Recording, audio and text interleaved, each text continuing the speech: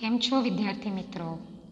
આપણે ધોરણ 6માં આગળના વિડીયોમાં મેં તમને સમજાવ્યું કે કોઈ પણ અંકનું પુનરાવર્તન ન થાય તે રીતે 4 અંક લેવાના છે અને આ 4 અંકનો ઉપયોગ કરીને જુદી જુદી સંખ્યા બનાવવાની છે. તમે જુઓ છો કે આપણે 7, 8, 3 અને 5 જે આપણે સંખ્યા લીધી હતી, હવે આ સંખ્યાનો ઉપયોગ કરીને આપણે જુદી જુદી સંખ્યા એટલે કે અંક લીધા હતા એનો ઉપયોગ કરીને જુદી જુદી સંખ્યા બનાવવાની છે. તો આપણે અલગ સંખ્યા પણ બનાવી.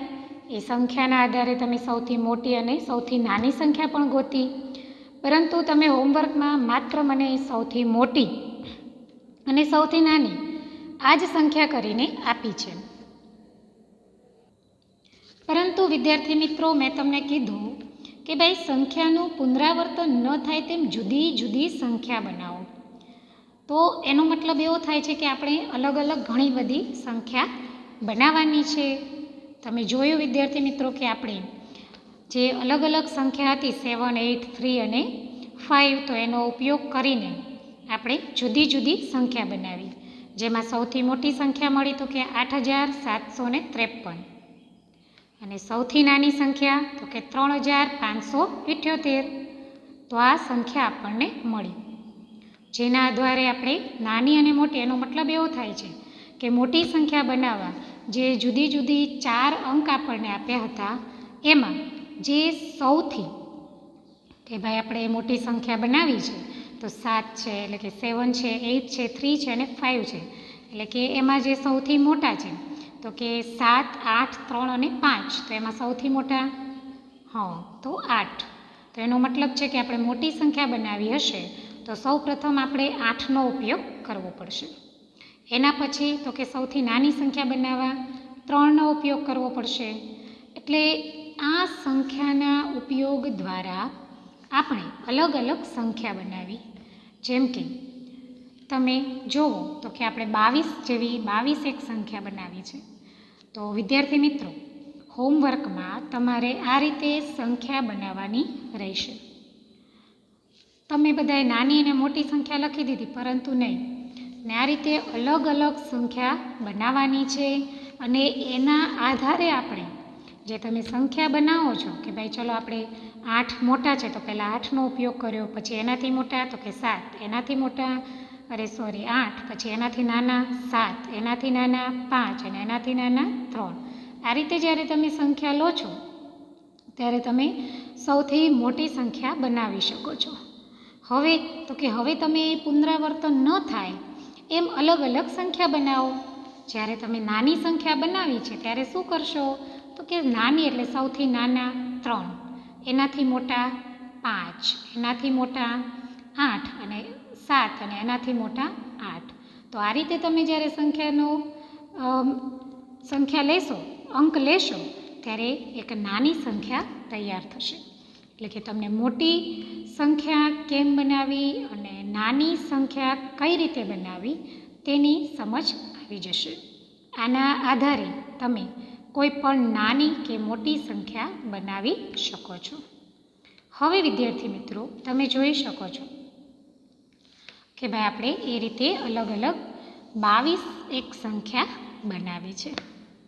તો તમને આ સંખ્યાનું પુનરાવર્તન ન થાય અને તે રીતે જે સંખ્યા બનાવવાની હતી એમાં મોટી સંખ્યા અને નાની સંખ્યા વિશે થોડીક એક માહિતી મળી ગઈ છે. આના આધારે તમે આપેલ હોમવર્કને ફરીથી આ રીતે સંખ્યા બનાવીને મને મોકલવાની રહેશે. હવે વિદ્યાર્થી મિત્રો, આગળ આપણે એક નવો એક મુદ્દો સમજીએ. તો નવો મુદ્દો સમજવા માટે જોઈએ સંખ્યાનો ચડતો ક્રમ. ચડતો ક્રમ એટલે આપણને તો આવડે જ છે ચડતો ક્રમ. તમને થશે કે મિસ અમને તો આવડે જ છે ચડતો ક્રમ. હા, તમને આવડે છે. અત્યાર સુધી આપણે નાની નાની સંખ્યા હતી જેમ કે 5, 6, 7 એવી સંખ્યાના આધારે ચડતો ક્રમ બનાવતા હતા. હવે મોટી સંખ્યાનો ઉપયોગ કરીને એકમ સુધી આપણે બનાવીએ. હવે દશક, 100 આવી અનેક સંખ્યાનો ઉપયોગ કરીને ચડતો ક્રમ બનાવવાનો રહેશે. વિદ્યાર્થી મિત્રો, ચડતો ક્રમ એટલે સંખ્યાને નાનાથી સૌથી મોટા, નાની જે સંખ્યા છે એનાથી સૌથી મોટી જે સંખ્યા છે તેની તરફ ગોઠવણી કરવી. એટલે કે તમને કોઈ પણ એક સંખ્યા આપી છે, જેમ કે હું તમને અંદાજિત સંખ્યા આપી દઉં છું કે ભાઈ 10, 9, 8 અને 7. તો મેં તમને સંખ્યા ઉલટી આપી છે, બરાબર. તો એની આધારે તમારે ચડતો ક્રમ એટલે કે નાની સંખ્યા છે એ પહેલી લેવાની છે અને એના આધારે આપણે ચડતા ક્રમની ગોઠવણી એટલે કે નાનાથી મોટા સુધીની ગોઠવણી કરવાની છે. એના આધારે ચડતો ક્રમ નક્કી થાય છે. તો આપણે કઈ લઈશું? તો કે 7, 8, 9 અને 10. આ રીતે આપણે ચડતો ક્રમ ગોઠવી શકીએ છીએ. હવે તમને ચડતો ક્રમ જલ્દીથી યાદ રહી જાય કે ભાઈ ચડતો, ઘણીવાર એવું થાય કે ચડતો ક્રમ છે તો એમાં કઈ સંખ્યા લેવાની હશે, ઘણીવાર ભૂલાઈ જાય છે. તો આજે હું તમને એક શોર્ટ નેમ એનું આપી દઉં છું. ચડતો ક્રમ એટલે ચના. ચ એટલે ચડતો ક્રમ, ના એટલે નાની સંખ્યા. તો ચના તમને શોર્ટ નેમ છે એટલે જલ્દી યાદ રહેશે કે ભાઈ હવે યાદ રહી જશે કે ચડતો ક્રમ એટલે ચ એટલે કે ચડતો ક્રમ, ના એટલે નાની સંખ્યા. આમ આપણે ચડતા ક્રમને જલ્દીથી શોર્ટ નેમથી યાદ રાખી શકીએ છીએ અને જલ્દી સમજાઈ જાય કે ચડતો ક્રમ ચ એટલે ચડતો અને ના એટલે નાની સંખ્યા. તો આના આધારે ચડતો ક્રમ ગોઠવી શકીએ છીએ. તેના કેટલાક આપણે ઉદાહરણ જોઈએ.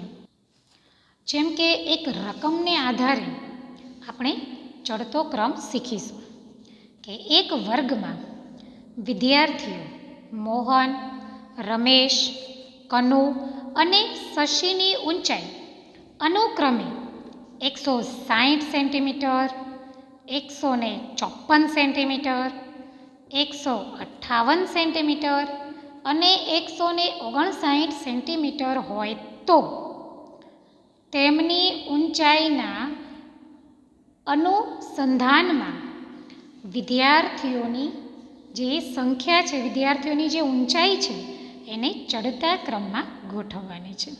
વિદ્યાર્થી મિત્રો, અહીંયા તમને એક રકમ આપી છે જેમાં બાળકોના નામ છે અને એમની ઊંચાઈ આપી છે.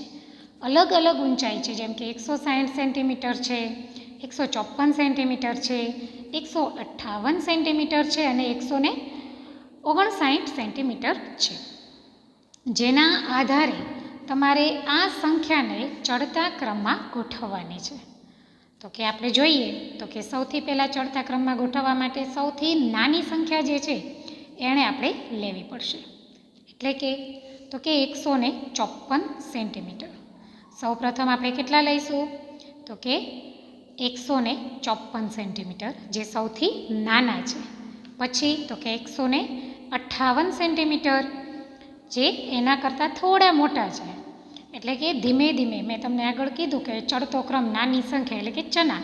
તો ચડતો ક્રમ ગોઠવવાનો હોય તો નાની સંખ્યાની આપણે શરૂઆત કરવાની છે.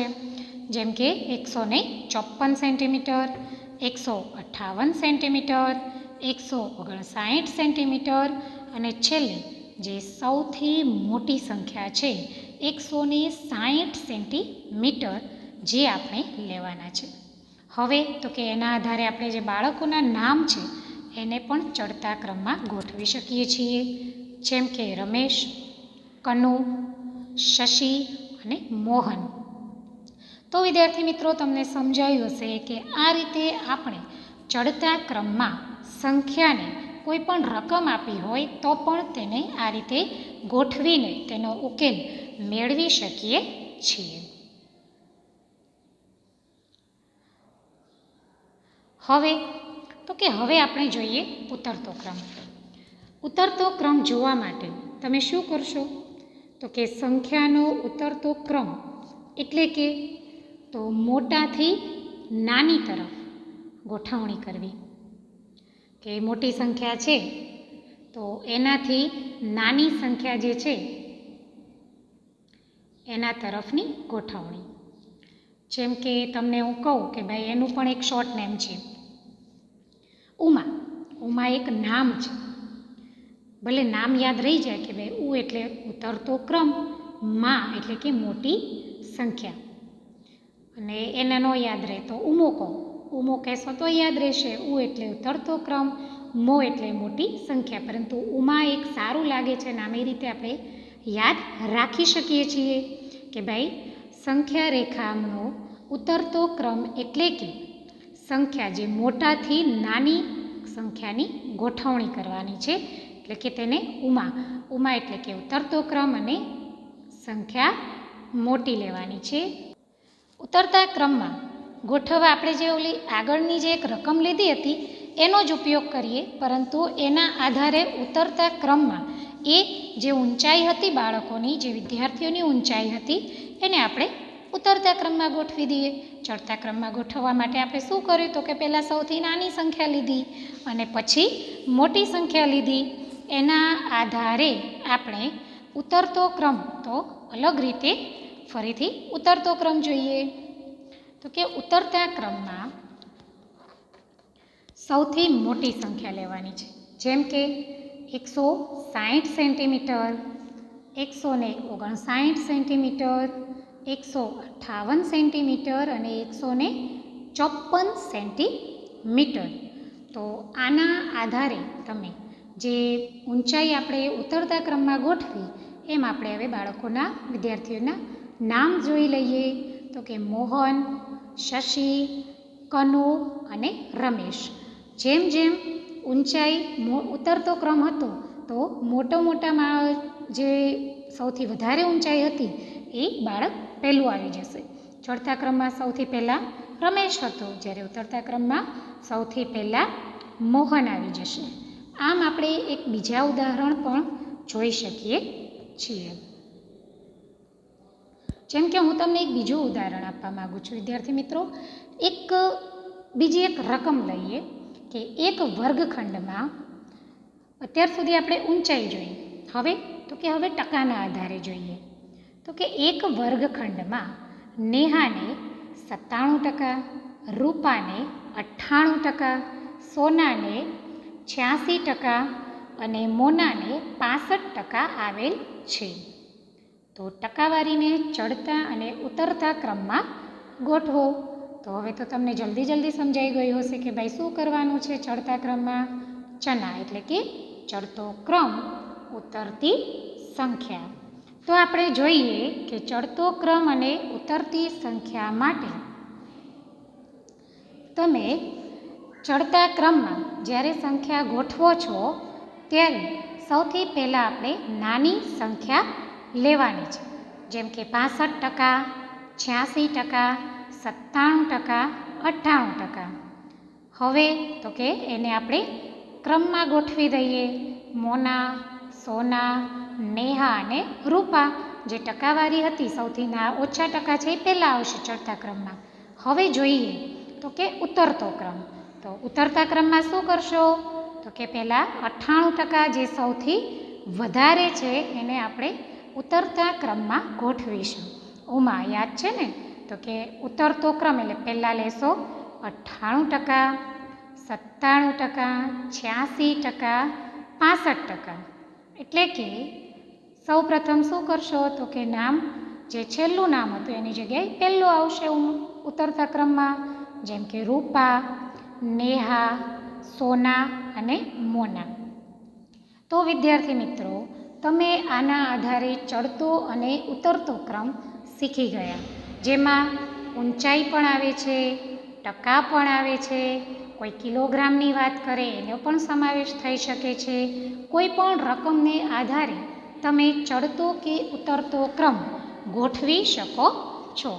કોઈ પણ સંખ્યા રેખા કોઈ પણ આવી શકે છે, સંખ્યાની રકમ કોઈ પણ હોઈ શકે છે. તો તમને હવે ચડતો અને ઉતરતો ક્રમ સમજાઈ ગયો હશે. ન સમજાય તો ફરીથી તમે મને જે છે હોમવર્કમાં તમે મને કહી શકો છો. ઓકે, જય સ્વામિનારાયણ, ધન્યવાદ.